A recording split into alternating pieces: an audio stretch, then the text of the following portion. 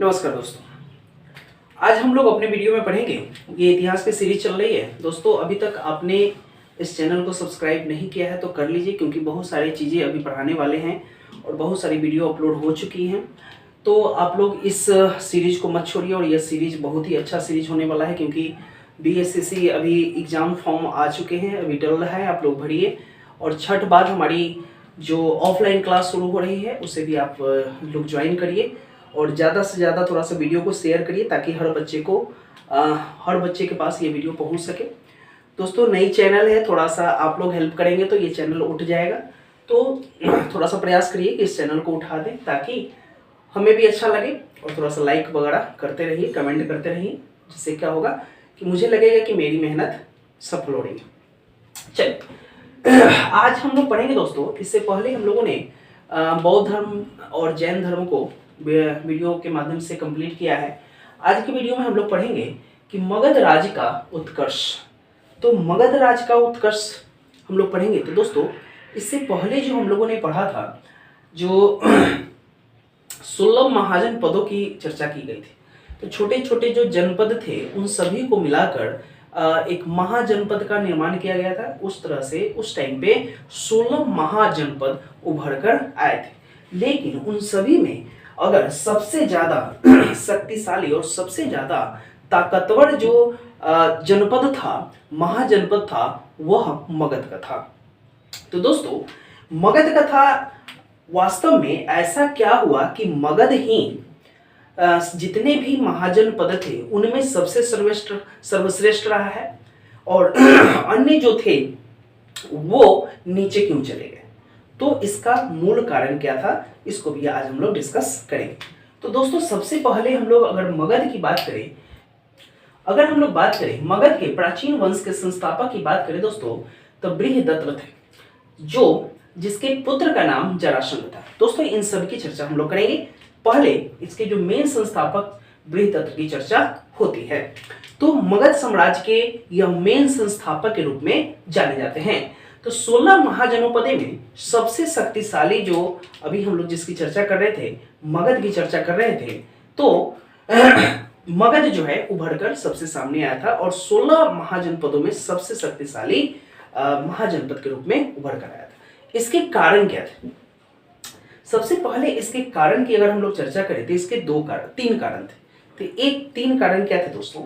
तो दोस्तों, ये था हमारा आर्थिक कारण। एक आर्थिक कारण था, दूसरा इसके राजनीतिक कारण थे, और तीसरा इसके भौगोलिक कारण थे। तो आर्थिक कारण की बात जब हम लोग करेंगे, तो अगर हम लोग हर्यक वंश की बात करें, तो 545 से लेकर 412 ईस्वी तक का हर्यक वंश, यानी कि हर्यक वंश जो है मगध जो वंश था, या मगध जो साम्राज्य है उसका प्रथम वंश के बारे में बोला गया है, यानी कि छठी शताब्दी। दोस्तों बोले थे छठी शताब्दी। तो छठी शताब्दी में हम लोगों ने देखा था कि लोहे का जो है खोज हो चुका था, और लोहे की खोज होने से हुआ क्या कि तरह तरह के जो औजार वगैरह बनना शुरू हो गए थे। कुछ छोटे छोटे जो है कारखाने शुरू हो गए थे, जैसे हथियार बनाने के कारखाने, रथ वगैरह बनाने के कारखाने क्या हो गए थे, शुरू हो गए थे।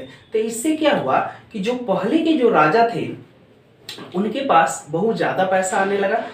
पैसा नहीं, मतलब उनके पास बहुत ही ज्यादा आर्थिक जो चीजें थी वो आने लगी। क्यों ऐसा होने लगा? क्योंकि जो खेती होती थी, यानी कि कृषि वाले जो कार्य होते थे, कृषि वाले कार्य में लोहे के औजार का प्रयोग करना शुरू हो गया था, जिससे क्या हो गई, हमारी उपज ज्यादा हुई। तो आर्थिक स्थिति वहां पे सभी का क्या हुआ बहुत ही ज्यादा सुदृढ़ हो गया।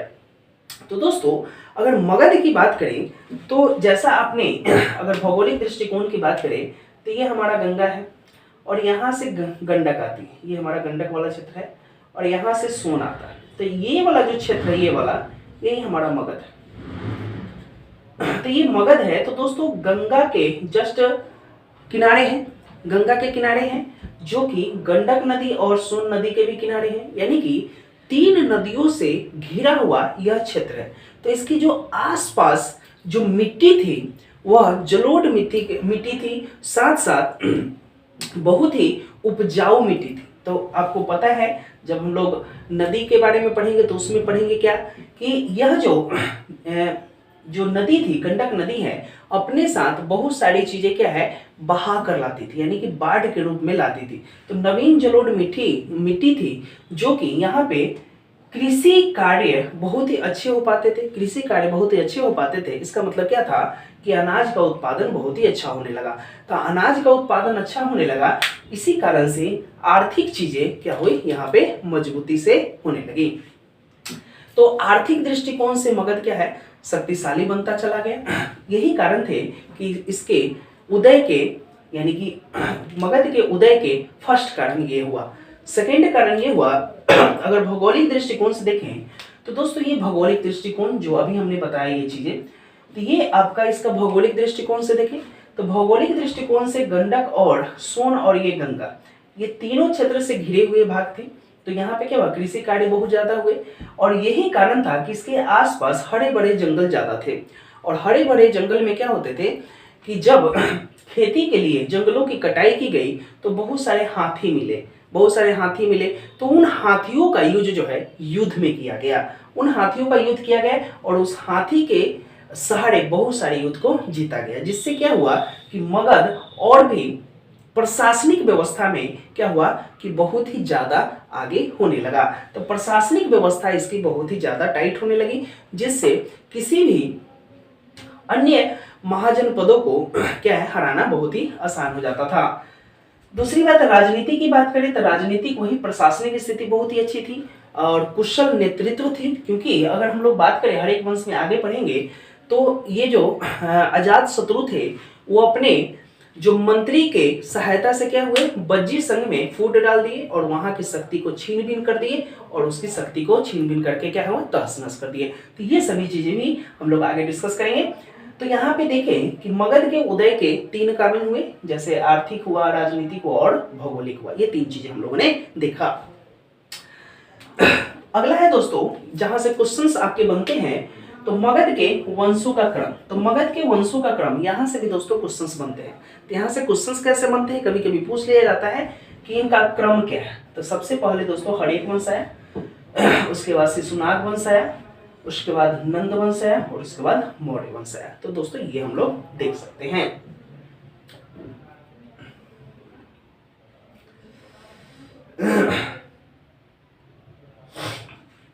तो इसमें सबसे पहले हम लोग पढ़ेंगे हड़ेक वंश।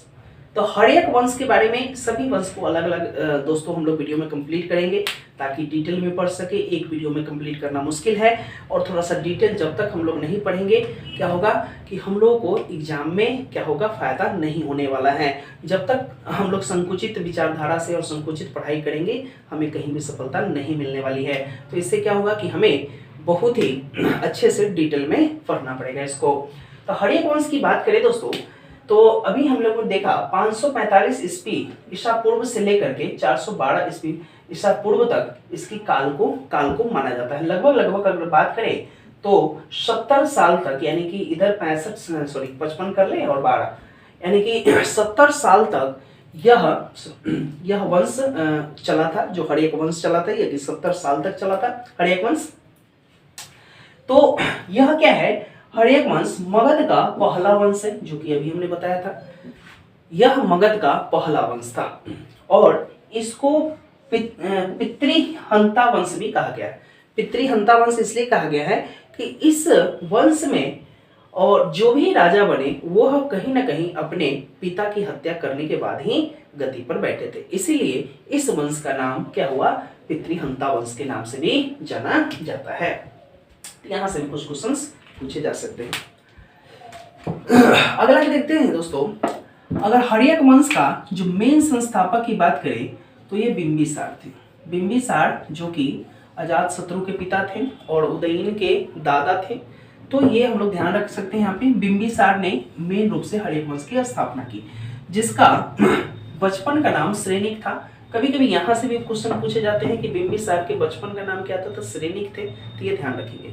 श्रेणी का मतलब ऐसा समझो कि श्रमिक बहुत था, यानी कि बहुत ही मेहनती था, तब तो जाके ये हड़ेक वंश का स्थापना किया। तो श्रेणी मतलब श्रमिक, तो थोड़ा सा कोरिलेट करके हम लोग पढ़ सकते हैं।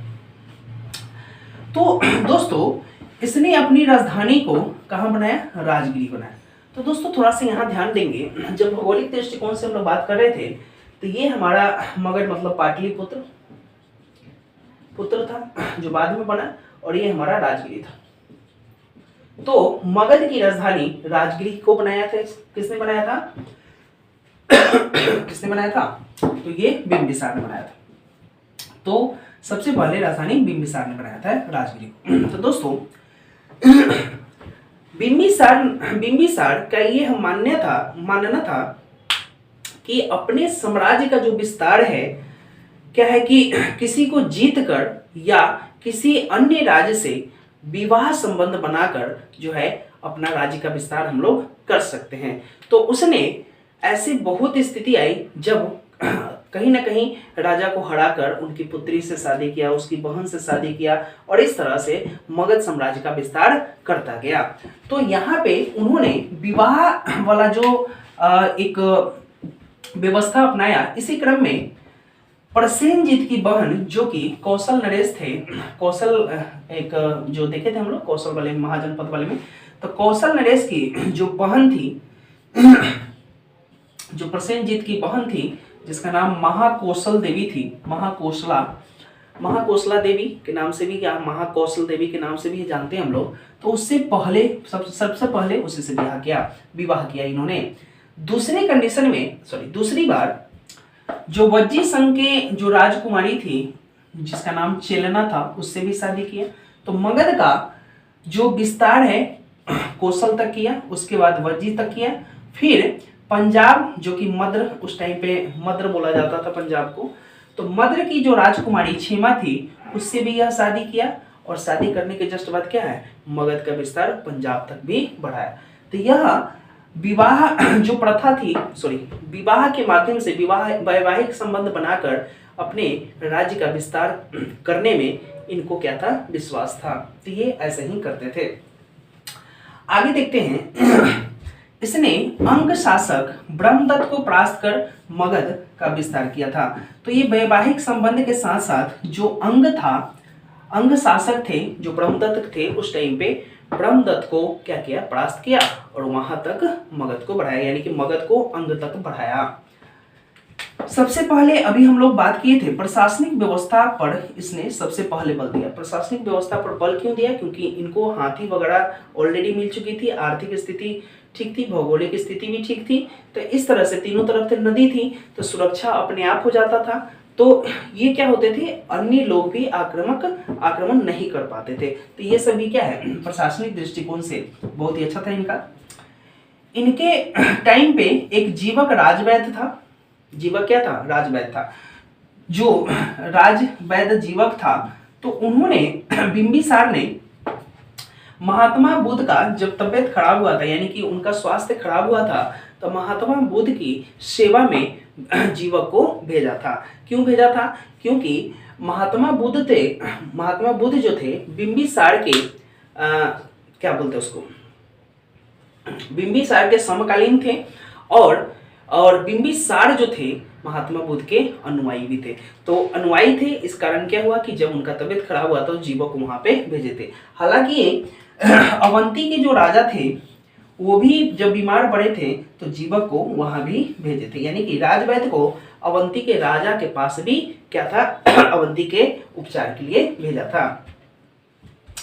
गौतम बुद्ध के क्या थे, समकालीन थे। यहां से भी क्वेश्चन पूछे जाते हैं कि गौतम बुद्ध किस राजा या किस मगध साम्राज्य के समकालीन थे।